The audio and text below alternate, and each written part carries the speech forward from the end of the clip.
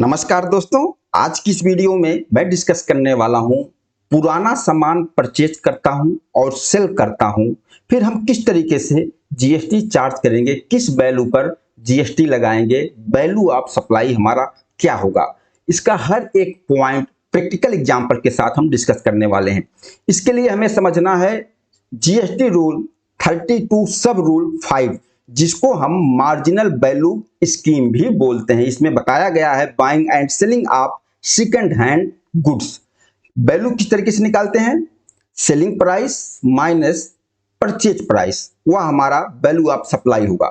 लेकिन यह marginal value scheme तभी अप्लाई होगा, हमने जो सेकंड हैंड गुड्स परचेज किया है, अगर किसी अनरजिस्टर्ड पर्सन से परचेज किया है जिस पर हमने आईटीसी नहीं क्लेम किया है, तब अप्लाई होगा। आइए एग्जांपल देखते हैं। सबसे पहले हम एक नॉर्मल एग्जांपल समझ लेते हैं। मान लीजिए मैंने कोई सेकंड हैंड गुड्स परचेज किया 3 लाख का और उस पर 18% 54,000 जीएसटी लगा हुआ है। रजिस्टर्ड पर्सन से परचेज किया हूं तो मैंने इस 54,000 का आईटीसी क्लेम कर लिया। अब मान लीजिए इस गुड्स को मैं 4 लाख में बेच रहा हूं तो मैं किस पर जीएसटी लगाऊंगा? इस 4 लाख के ऊपर 18% 72,000 जीएसटी लगा के इनवॉइस बना दूंगा। अपने रिसिपिएंट से मैं 72,000 कलेक्ट कर लूंगा। ये नॉर्मल तरीके से हो गया। यहां पर कोई मार्जिनल वैल्यू स्कीम अप्लाई नहीं होगा। अब मार्जिनल वैल्यू स्कीम अप्लाई कैसे होगा? मान लीजिए मैंने कोई सेकंड हैंड गुड्स परचेज किया 3 लाख का। किससे परचेज किया? अनरजिस्टर्ड पर्सन से परचेज किया। हमारा काम ही है पुराना सामान खरीदता हूं और सेल करता हूं। अब इस पर कोई जीएसटी लगा नहीं है, हमने कोई आईटीसी भी नहीं क्लेम किया है। मान लीजिए इस पे 18% जीएसटी अगर लगा है 54,000, तो हमने आईटीसी क्लेम नहीं किया है। ओके, अब इसको हम सेल करते हैं। हमने इसमें कुछ एडिशनल किया। मान लीजिए मैं इसको 4 लाख में बेच रहा हूं। ध्यान देना, इस पर आईटीसी नहीं क्लेम किया है इसके परचेज पर, और इसको मैं 4 लाख में सेल कर रहा हूं। तो मैं किस अमाउंट पर जीएसटी दूंगा? क्या इस 4 लाख के ऊपर जीएसटी दूंगा? नहीं, यहां पर हमारा मार्जिनल वैल्यू स्कीम अप्लाई होगा। कैसे? सेलिंग प्राइस कितना है? 4 लाख माइनस परचेज प्राइस कितना है? 3 लाख। मार्जिन वैल्यू कितना आया? 1 लाख। तो 1 लाख के ऊपर हम जीएसटी चार्ज करेंगे। मान लीजिए 18%, तो 1 लाख के ऊपर 18% 18,000 जीएसटी चार्ज करेंगे। ओके, अगर मान लीजिए हमारा सेलिंग प्राइस 3 लाख का है और जो मैंने परचेज किया था 3.5 लाख में परचेज किया था, मतलब परचेज कर लिया ज्यादा अमाउंट में और उसको सेल कर रहा हूं कम अमाउंट में, तो यहां देखिए वैल्यू हमारी किस में आ जाएगी? निगेटिव वैल्यू आ रही है। कितना? 50,000। तो किस पर जीएसटी चार्ज होगा? कोई जीएसटी, यहां पर जीएसटी चार्ज ही नहीं किया जाएगा। जब वैल्यू नेगेटिव में आ गया तो कोई जीएसटी नहीं लगेगा। ओके, अब आगे हम डिस्कस कर लेते हैं। मान लीजिए एक पर्सन है मिस्टर राम, इन्होंने एक बाइक परचेज किया। कब परचेज किया? 10 अप्रैल 2025 को बाइक परचेज किया। कितने का? 50,000 का। और इन्होंने यह बाइक फाइनेंस करवाया।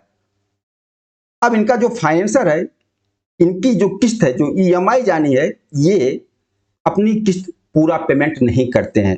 अब इनका जो फाइनेंसर है बाइक को वापस ले लेता है। हम बोलते हैं ना खिंची हुई बाइक, कई बार होता है फाइनेंस, अगर हम पेमेंट नहीं करते तो फाइनेंसर हमारे गाड़ी को ले जाते हैं वापस। तो इस केस में मिस्टर राम की बाइक को फाइनेंसर वापस ले लेते हैं। अब इस बाइक को फाइनेंसर सेल करते हैं। इस तरीके से भी सेल होता है कि फाइनेंसर बाइक सेल कर रहा है, जो उन्होंने खींच रखा है, जो वापस लाया हुआ है बाइक को। अब इस बाइक को फाइनेंसर सेल कर रहा है। अब फाइनेंसर किस अमाउंट पर जीएसटी चार्ज करेगा, इसको भी समझना है। मान लीजिए यहां पर बताया गया है कि जो वैल्यू होती है, वैल्यू माइनस 5% पर क्वार्टर और पार्ट देयर ऑफ। इसको हम एग्जाम्पल से समझते हैं। परचेज किया था बाइक कितने का? 50,000 का। ओके, अब फाइनेंसर इस बाइक को वापस लिया और फाइनेंसर इस बाइक को सेल कर रहा है। मान लीजिए फाइनेंसर इस बाइक को सेल कर रहा है कब? 25/11/2025 को। यहां पर एक पॉइंट और आता है कंफ्यूज करने वाला। बाइक परचेज डेट है 10 अप्रैल 2025। अब यहां पर बाइक फाइनेंसर ने मिस्टर राम से किस डेट को वापस लिया, उस डेट से हमें कोई मतलब नहीं है। हमें कौन सा डेट देखना है? किस डेट को फाइनेंसर उस बाइक को सेल कर रहा है। तो सेल का डेट 25/11/2025 है। तो ये देखना होगा कि जब बाइक परचेज की गई थी और जब फाइनेंसर सेल कर रहा है कितना क्वार्टर हुआ।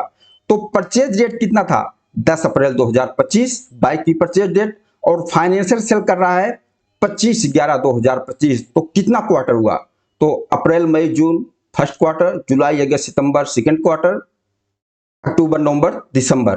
तो ये हमारा नवंबर में सेल हो रहा, मतलब 3 क्वार्टर आ गया। तो 3 क्वार्टर इंटू 5% कितना हो गया 15%, 15%।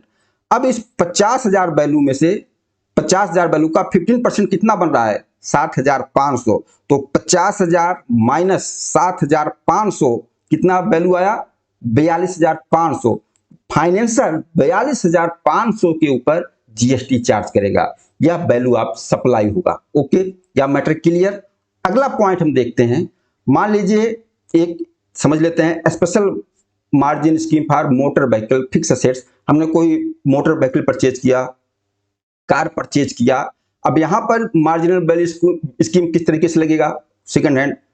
इसमें सबसे पहली कंडीशन, जब हम आईटीसी नहीं क्लेम करेंगे तभी यह अप्लाई होगा।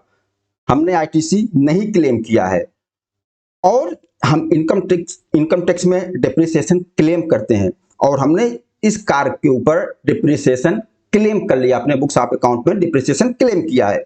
तो इसका वैल्यू किस तरीके से निकालेगा, कंसीडरेशन वैल्यू, मतलब जितने अमाउंट पे हमने सेल किया है, जो अमाउंट हमें मिल रहा है consideration value minus depreciated value, मतलब हमने अपने बुक्स ऑफ अकाउंट में उस कार पे जो डिप्रिसिएशन क्लेम किया है, डिप्रिसिएशन क्लेम करने के बाद जो वैल्यू है वह वैल्यू माइनस होगी, उसके बाद हमारा वैल्यू ऑफ सप्लाई आ जाएगा अगर हमने डिप्रिसिएशन क्लेम किया है। तो अगर डिप्रिसिएशन आपने क्लेम नहीं किया है तो फिर वही normal formula, selling value minus purchase value जो आएगा वो हमारा वैल्यू ऑफ सप्लाई होगा।